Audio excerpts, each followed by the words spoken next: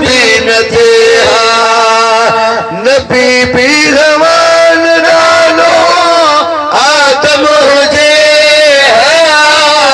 नहरी खुशी न को हम हुजे तप हौज कौसर भला के रुपे मोहम्मद न थे कुछ भी न थे आज महबूब न हुजे तदा बरोच फकीर तुम बन हुजिया हाय जी जान बन हुजिया तो महबूब जे सदके ही सुज चंड तारा बना महबूब जे सदके तवा असा बनासी जे महबूब न हुजिया तो होवे को सर केर पे हा इंशाअल्लाह ताला होवे को सर महबूब जे मिलाद मलाइण वाला पदो अवा जो परे खा ऐ यकीन सा अवा दूर दराज खां ॾिसी रहियो त किथां किथां खां परे परे खां हिन फ़कीर मुस्तफ़ा मिठल जी मोहब्बत में अवा उन जे सदाए दावत में ऐं महबूब जी मोहब्बत में परे परे खां पंहिंजा कम कारोबार पंहिंजा धंधा धारियूं पंहिंजूं नौकरियूं कम कारोबार छॾे जो आया आहियो त तव्हां खे कंहिं मोहब्बत घुरायो आहे मुस्तफ़ा तव्हांखे ईअं ॿुधायो हूंदो मुस्तफ़ा फ़कीर बरोच मिठल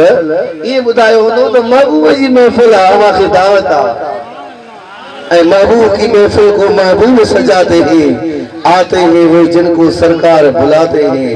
महबूब जी महफिल अवा के घुरायो आ परे परे खां अवा पंदड़ा करे वरी उम्मीदूं आसरा वठी हलिया हूंदो त महबूब जी महफिल में वजो था हे खाली झोलियूं खणी इंशाअल्लाह ताला मोटंदासीं त भरपूर थी पोइ मोटंदासीं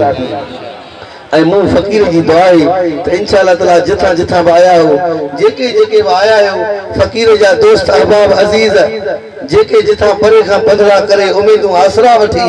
इन महबूब वारी महफ़िल मीलाद में शरीक थिया आहियो इंशाअल्लाह ताला सभु तव्हांजूं तमन्नाऊं हाजतूं बारगाह इलाही में क़बूल थी मूं आयत मुबारका पढ़ी छो जो 11 मिंट मुंहिंजा पूरा थियण वारा मूं आयत मुबारका पढ़ी फज़कुरुनी अज़कुरुकुम ए बाना तू मुझो जिक्र कर त मां करीम रब तुझो जिक्र कया तू मुझो जिक्र कर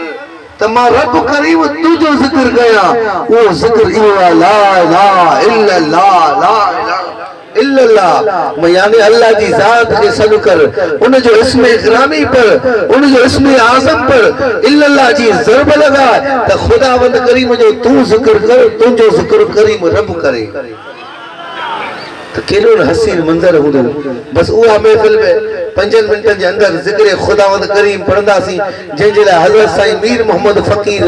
लोढ़ाई फ़कीर ॿुधाईंदा हा त जिथे न करीम रब जो जिक्र पढ़ियो वेंदो आहे उते न ख़ुदा जी रहमत वसंदी आहे पर जिथे जिथे अल्लाह जे जिक्र जो परलाव पहुचंदो आहे अल्लाह जे जिक्र जो आवाज़ पहुचंदो आहे उते न ख़ुदा जी रहमत हूंदी आहे अदा रंद फ़कीर अवां ख़ुश नसीब आहियो